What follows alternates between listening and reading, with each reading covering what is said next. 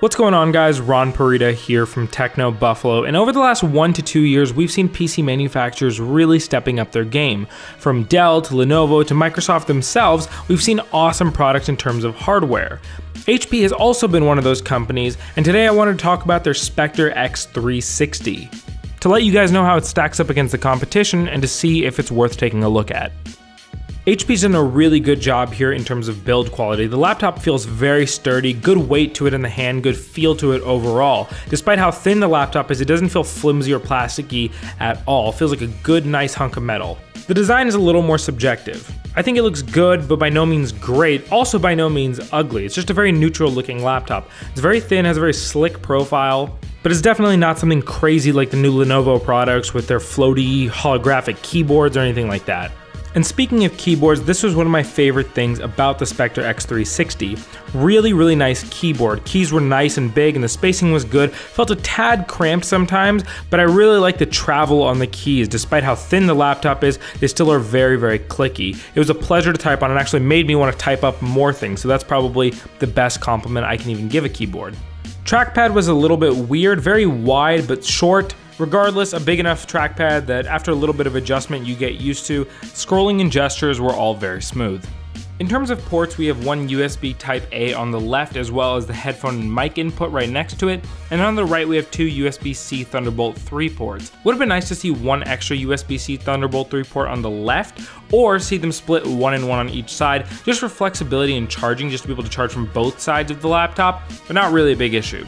And speaking of charging, the battery life on the Spectre x360 was slightly below average in my usage. I was getting about 5 to 7 hours of good usage time. That was with a combination of document creation, web browsing, watching Netflix, and then a little bit of video editing, some slightly heavier stuff on the side.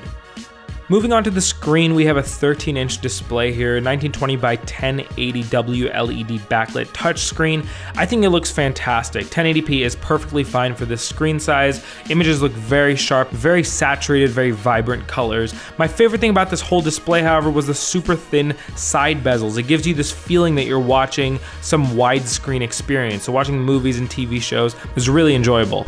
Now, if you've been looking at this laptop and you haven't guessed it yet, HP loves the name of this laptop, hence why it's over the entire thing. But there's another name as well on the speakers, and that's Bang & Olufsen. HP seems to be very proud of their partnership with them.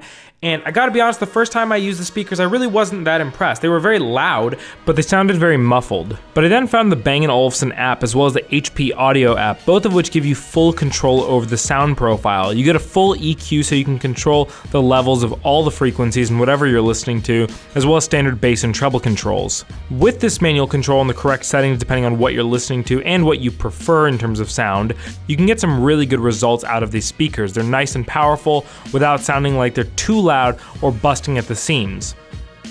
And you can tell HP was really focusing on the speakers and sound of this product because they had speakers on top but also speakers below. They made sure to place them in such a way that no matter what mode you're in, laptop mode, tent mode, or tablet mode, you're always getting clear, loud audio. And speaking of those modes, that's the big thing with this laptop. It's a convertible, and HP, like other manufacturers, is marketing the convertible as this amazing laptop and this amazing tablet.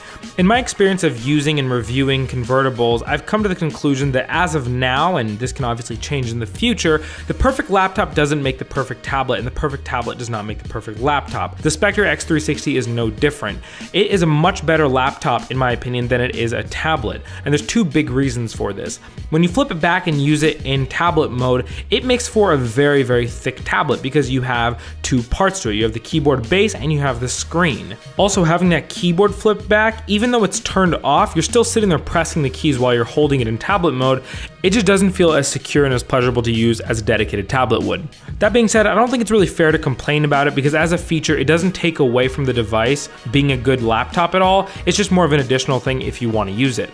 Moving on to performance, we ran some Geekbench tests and got a single core score of 4,037 and a multi-core score of 8,036. We also ran an OpenCL test and got an OpenCL score of 19,107. So you guys can go see how that compares and contrasts against other computers that are priced similarly or whatever you may be using at the moment. From what we saw, this is about on par with things like the MacBook Air, which the Spectre is clearly competing with, and the Spectre actually came out quite a bit faster on some of those tests. In my real world usage, it was definitely quick, very zippy, got everything I needed to done. If you're gonna be a regular user browsing the web, creating documents, watching videos, this laptop is gonna be more than quick enough and does a really good job stacking up against the competition. And so those were the big things that kind of shaped my overall experience with the Spectre x360. However, there were a couple other small features that I thought were awesome, very thoughtful, and very helpful, and also defined maybe who this product was for. Features like quick charge, allowing the battery to charge up to 50% in 30 minutes. HP's sleep in charge mode, where the computer can be sleeping or in the hibernation mode and still be charging things plugged in, like phones or tablets via USB. These features, plus the slim profile of the computer, make me really think that it's made for someone who is traveling, constantly on the go, and needs a super versatile device that can be charged up very fast and charge other devices when it's in your bag. I know when I'm traveling, these features are very welcome and would be greatly appreciated. Let me know in the comments down below who you think this computer is for. Is it for you if you're in the market? What does it have that you like? What is it missing that you would like to see? I'm very curious to hear, so leave us that comment down below. I'm Ron Purdy from Techno Buffalo. Thank you again for watching, and I'll see you guys in the next one.